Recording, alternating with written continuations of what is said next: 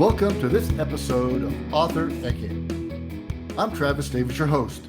Tell us your story. We have G. Scott Graham today, and he's going to introduce himself. We're going to talk about it, not but one, but many books, and just kind of see where the conversation takes us. Hi, Travis. Scott, go ahead. Hey, it's good to be here on your show. Thanks for providing this service. I wish it was around when I was first writing my first book to kind of get a handle on what other people were doing and what works and what doesn't work, right? Those are the core pieces. It's always nice to learn from somebody else's mistakes. That's what I've found. Absolutely. Absolutely. I'm currently working on book number 16. Oh my goodness. What kind of books are they?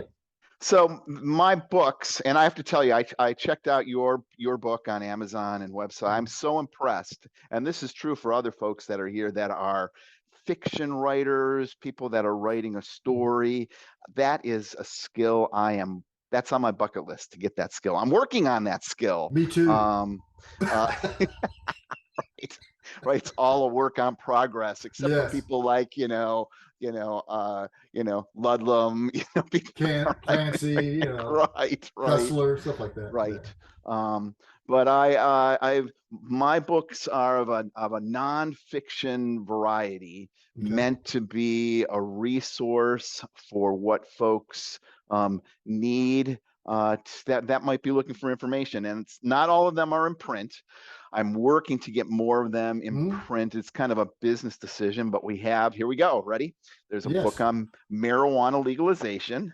There's this hardcover book on grief and loss. Okay. There's this book on treatment planning, which is geared towards counselors.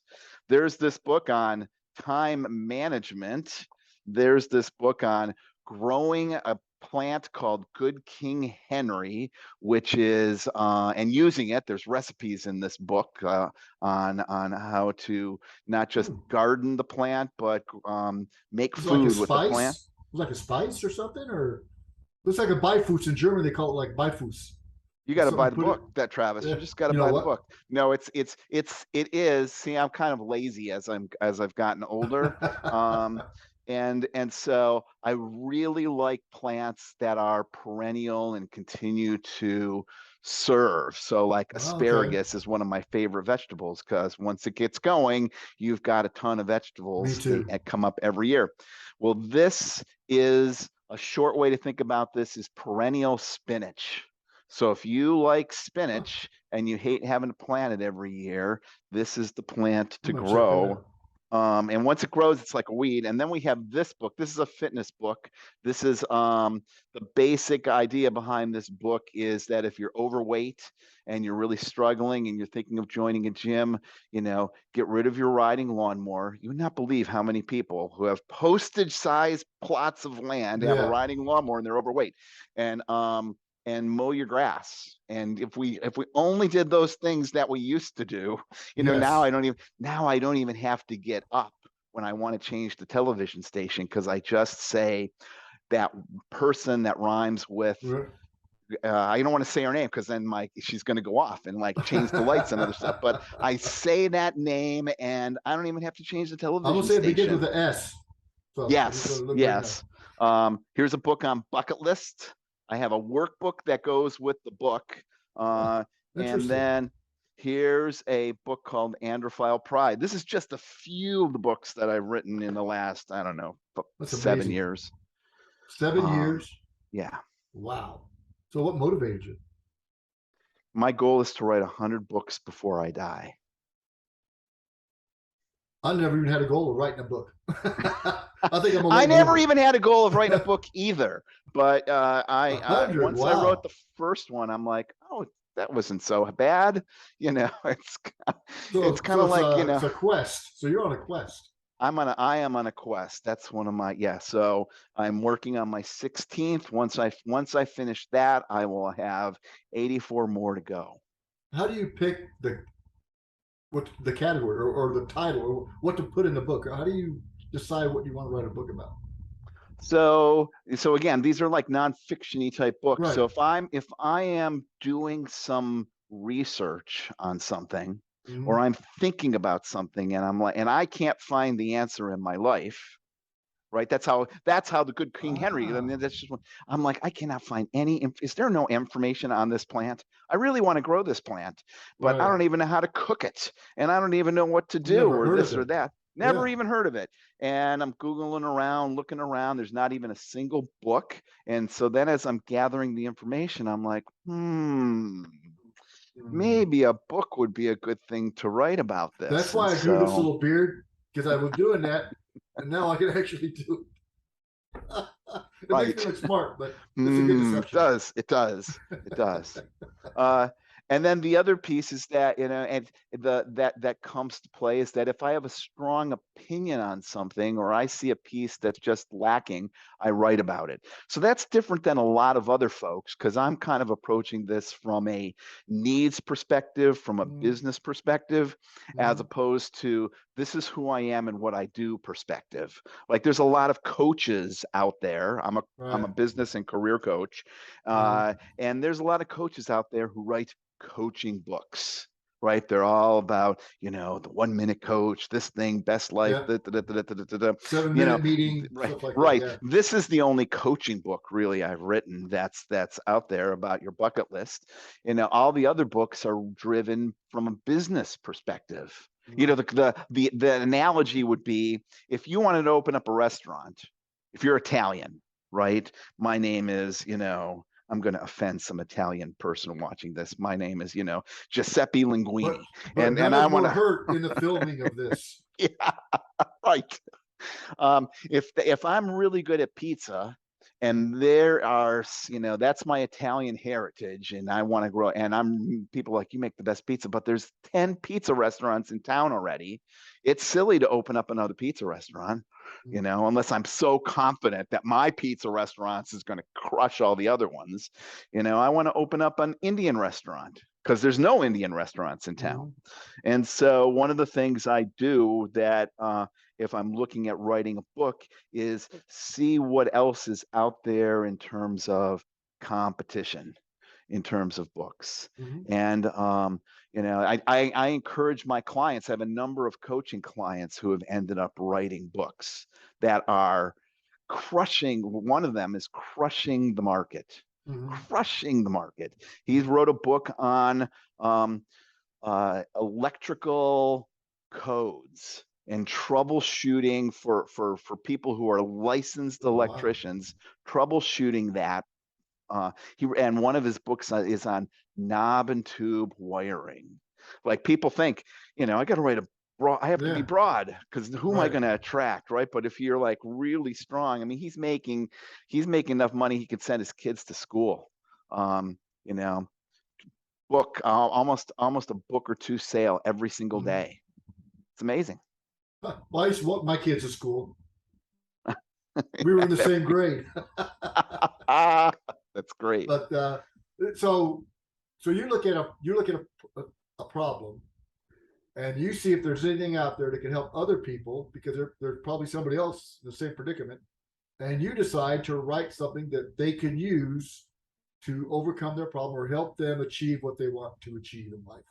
That's exactly it. And as long as there's not a lot of other stuff that's out there, and it all has an opinion focused piece to it, right? That, like this is a book about marijuana legalization, and I go on that in the 70s.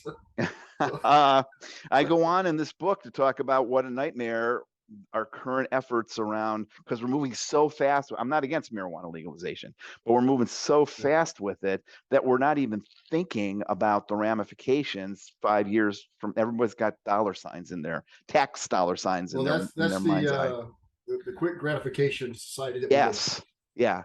So I have this opinion about it, and I was mulling about it, and I'm like, I'm going to write a book about that. And it's the only book that's out there that really looks at things in an objective way from both sides of the issue, and offers some solutions. My wife usually tells me just to be quiet if I have a big, so maybe I'll just start writing them and not tell her. There you go. You know what? That's a plan. No, just got to just conceive the new plan. That's great though. So I do like it because they're diversity, because everybody had multiple things that they're trying to figure out. And that's why they created libraries, right? Because you can't keep all that knowledge. Somebody else has done something. So where do you go to get that? You go to somewhere where that knowledge is held. Right. That's exactly it, Travis. You look for somebody else with that knowledge that can help you with that piece. And so I'm trying to fill these in. And at some point, maybe, I'll have, a book that's by itself, sells, 2 books a day, someplace along that process, wow. right? That's right. So how does it take you to write one? I mean, and what's the average, like 150 pages? What's the average size? How long does it take you to write them? Some are like 300 pages. Some are more baby books. It depends on how long I would call them a baby. Someone's like, no book is a baby book, right? It really depends on the topic. The first book I wrote was 40 pages. So, right, I can't even get that book in print because Amazon doesn't bind things that small. Right. But that was the very, very first book I wrote. And then when I'm in the groove of writing, my goal is to write an hour every day. And whatever I write, I end up with. And I only do that because somebody, somewhere, sometime told me that that's what Stephen King does.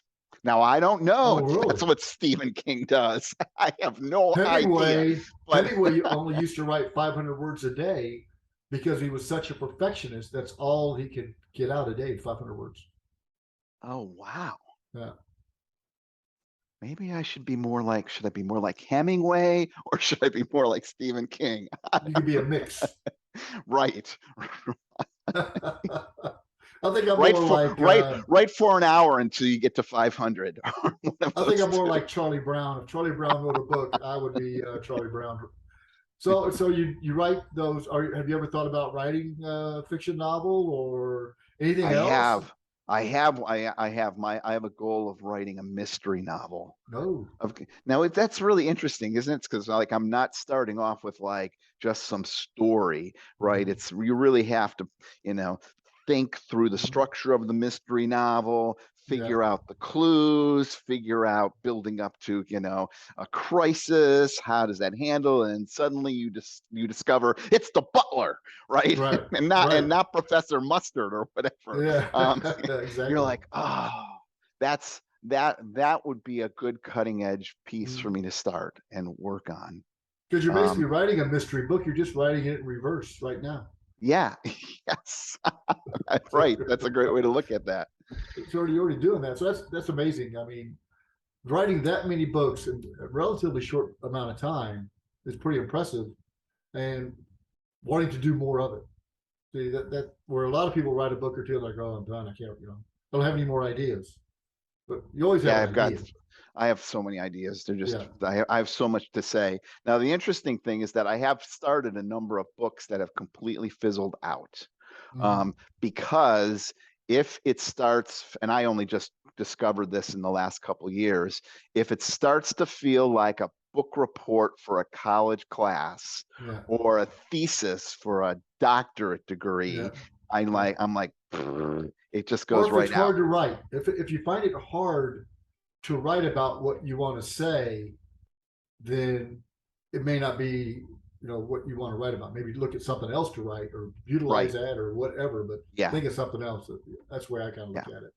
I'm only written one book. I'm almost done my second, but that's the way that for my very novice career as an author. And how do you write? Do you write for an hour every day? Do you write for 500 words at a time, or do you just sit down on a long weekend with a beer and start going at it? Well, that could be a weekday with a beer. Well, yeah, you're retired, Travis. Now that you're retired, that's how that is. I figured when it's 11 o'clock or 10 o'clock here, it's 5 o'clock in Germany sometimes, so I'm good to go. I try to write every morning about an hour and a half or 2 hours. And that can encompass anywhere between 1,000 to 2,000 words. Wow. And I'll sometimes write in the afternoon, but normally then my mind is just jelly. So I try to, but even though I'm not writing, I'm thinking about what I want to write tomorrow. So I'm thinking about it. I don't plan out a book. I don't outline. I just write it. Hmm. Uh, and so that's what I do. And I could probably manage in a week, pen on a 5-day week, maybe 10,000 words. Mm. So Wow. I'll write it like I'm at 80,000 words right now in my second book. So it's Wow. almost done. It's almost done. Uh, I don't even know how I even started writing, to be honest. Maybe an aneurysm. I have no idea how I even started to write a book. I just decided to write. Oh, late bloomer. That's what I call Right, right. And I see it. your book's behind you, so it's Yeah. available in print. Oh yeah. Yes. Yeah. Is it Print, e, print? and it's gonna be audio too. Oh, have you started that process? Oh, they already did. We had like 25 people audition for the book, Oh, and so then we you're went doing it through it. right And through ACX? no, we're doing it through a publisher. I have a publisher, Okay. and we're doing it through them.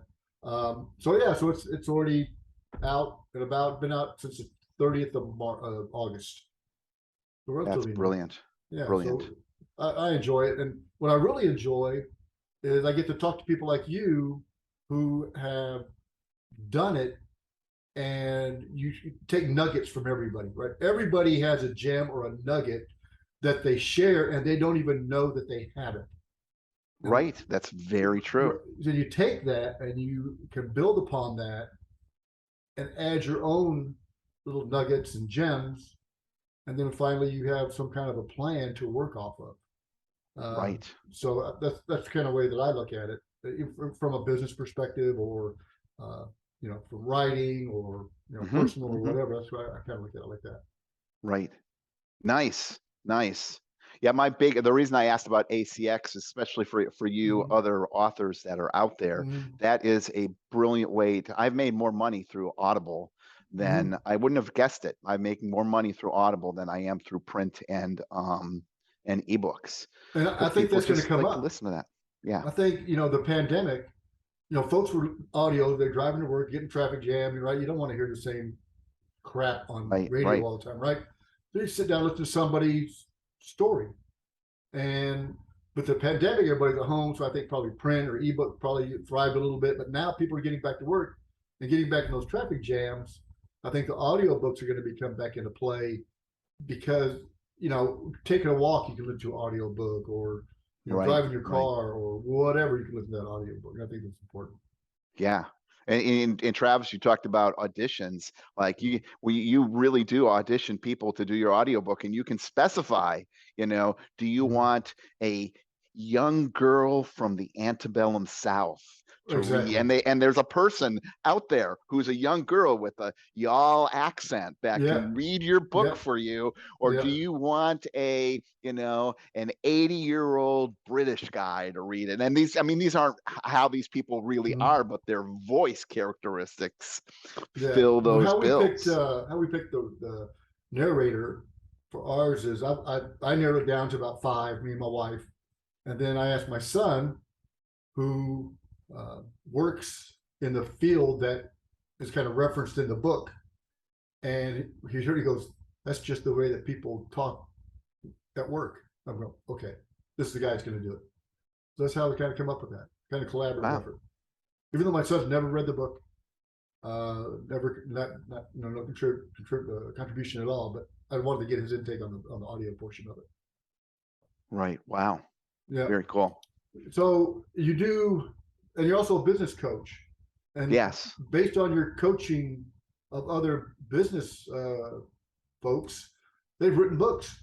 Well, Yes. that is like organic growth. That's pretty cool. Yes. Well, the guy that it's really funny, because this guy Jesse that I work with, who is an incredible owner and CEO of this company, he's really grown the company Mm-hmm. in the years that we've worked together. One of the things he talked about was trying to figure out how to market his business, and he was talking about knob and tube wiring. That's a big deal up here in New England, because all these houses have knob and tube wiring, and they can't get insured. They have to, and Oh they're fire wow. hazards, and I mean it's old crappy Oh wiring, yeah. and Yeah. it needs to be replaced, and it's expensive to do that. It's a big job. big. Just imagine a standing structure that's already has fixtures and everything in it. You got to replace all the wiring everywhere in the entire house.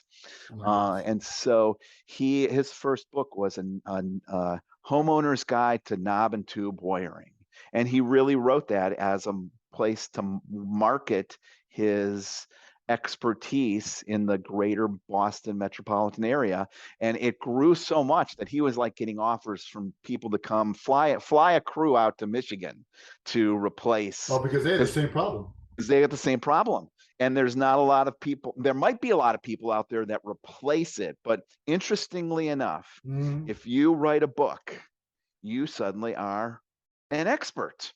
You're right. He's become the de facto expert on knob and tube wiring in the country, and is even on WikiHow now about stuff that he talks about, which has then increased his awareness of, Google's awareness of him, which has increased the awareness of the business, and off he goes. That's amazing. So do you do book shows? How do you get your book out? Because I find, and it may sound strange, but I find writing the book was the easiest part.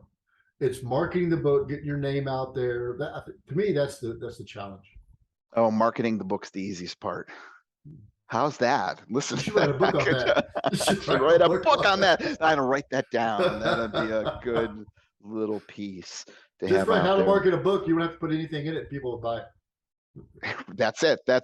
Blank pages. Fill it out yourself. Connect it up. And so one of the first things to do is to figure out, you have to think of yourself as a brand, and you have to even to the point of your name. And so, I go by Scott. You're calling me Scott here, but on all my books, it is, here we go, G. Scott Graham. With a period after the G. And so now if you go to Google and you type in G. Scott Graham, my picture comes up, my bio comes up, not my bio from my website, but Google creates a knowledge, when you type up George Washington, you get a little square box in the corner of Google that has George Washington's picture and a few little details. I mean, Google even has my birthday on there. And so that piece, as people find me, is a way to do that. And then I worked for each of my books. I shouldn't say each of my books. The books that I'm really trying to promote all have a book trailer. Do you have a book trailer, Travis? Yes. And so that book trailer is out. And also my book trailers also have G. Scott Graham in the title. So that people can find that. So Google loves me around those things. And I have an author website that has the books listed, and I made sure that my books are not just available at Amazon. They're available at Kobo, Apple, Google, and Google's been the best in terms of indexing information from my books and actually then putting that in. So somebody might do a search result for how do I grow Good King Henry? And because this book is indexed by Google, it shows up in the search results, or a little snippet from inside the book. They can't read the book, but they can see the little snippet inside the book, because Google Books, which is different than having your book on Google Play, Google Books is committed to having every single book on the planet indexed and searchable by Google. That's a hold, and your books aren't sold on Google Books. I've heard of that. So getting your book on Google Books, especially books like mine that have detailed objective information that somebody might be looking for, really helps with that, with being found. The branding's important. My daughter, I had a book signing last weekend. My daughter's very creative, and she goes, Dad, we got to brand you. So she started, help me with branding and get some bookmarkers, right? Put book. Someone comes by sign the book, even though they don't buy the book, give them a bookmarker with your information with, hit a link and take you to your website and everything. That's a great idea. That's a great idea. Yeah, she's pretty creative. I didn't pay her. I'm not going to pay her. Oh man, you've already paid her. She has to pay you back, right? You should keep a ledger, Travis, that says, "All right, you still owe me a lot, honey." Maybe just my so son. You know. I need a abacus for that. So no, that's great. I mean, I think that's good advice for any new author or anybody thinking about an author is look how you can brand yourself, even if you have a common name like myself, right? It's fairly common. So how do you brand yourself so somebody can find you to learn more about you and then more about what you're doing or have done? Correct. Yeah. Yeah. And so on your website, you have an author website just dedicated to you and not your book, but like I have gscottgraham.com. I'm going to have to say no. I have a business website that I run everything through, but I think I do need to get an author website. So I'll probably do that, this week sometime. But yeah. Yeah, fine. It doesn't have to be a huge piece. And if you go for that author website, sharing my little nuggets, there is, and you choose WordPress. I mean, most people are published through WordPress. There is an author.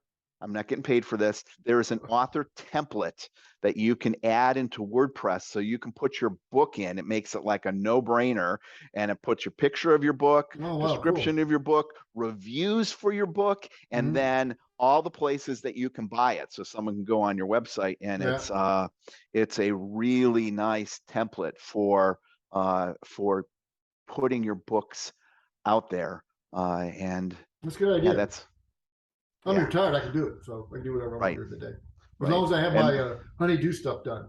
Yes, that's important. Right. And then the only other thing to mention, once you have that website, you want to make sure that you have information in there for what Google searches for, called the knowledge graph.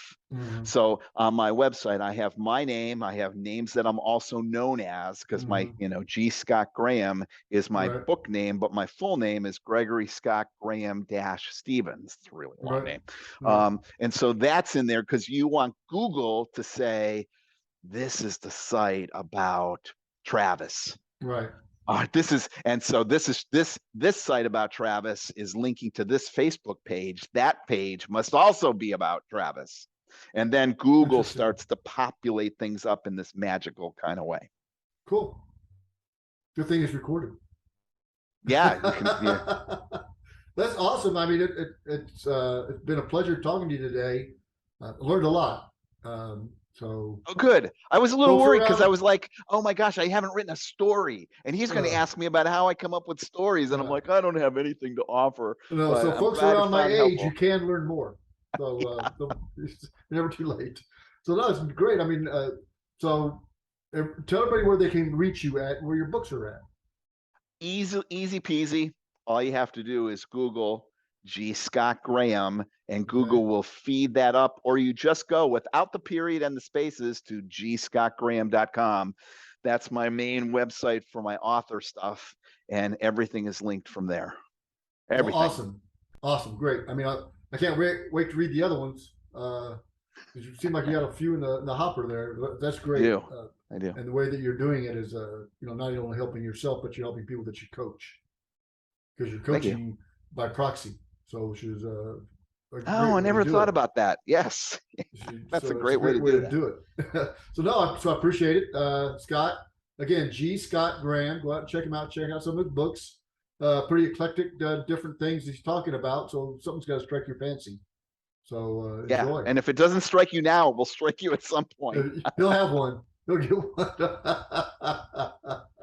Well, thank you, Scott. I appreciate it. Thank you. You're welcome. Much. What a privilege.